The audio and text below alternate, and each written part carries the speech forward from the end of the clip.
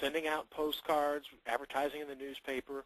We have to give people the information, or the reason to give us their information, and then make it easy, and that's what landing pages do.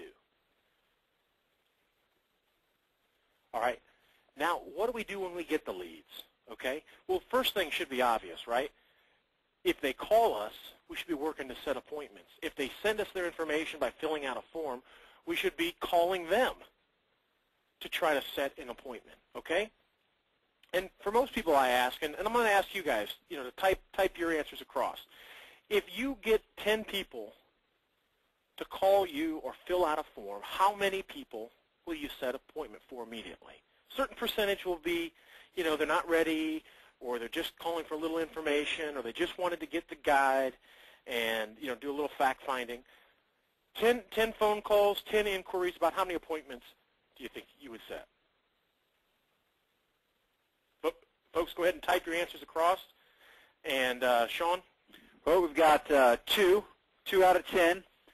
And we got Steve, who says he's got 6, a little bit higher there. Guys, a lot of times, typically that's right in line with what, we typically hear in our seminars.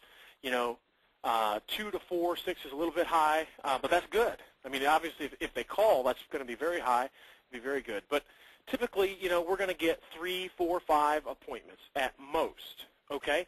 And that means that there's another 7, 5 to 7 people we didn't set appointments for, right?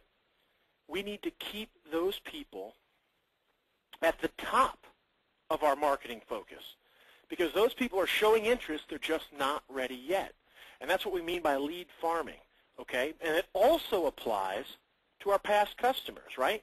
Because those are our best source for our favorite types of leads, repeat business and referrals, right? So we need to be focused on them as well. So we're going to talk about lead farming now and how that plays into closing business here in the last part of the year. I want to share something with you first, though, that I think should really encourage you and drive you to use lead farming as part of your sales strategy. Take a look at this, folks.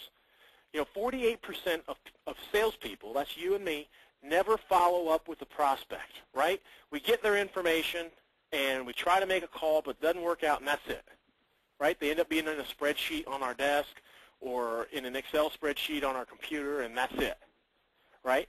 25% of salespeople make a second contact and then stop. I want you to jump down just one here. Only 10% of salespeople make more than 3 contacts.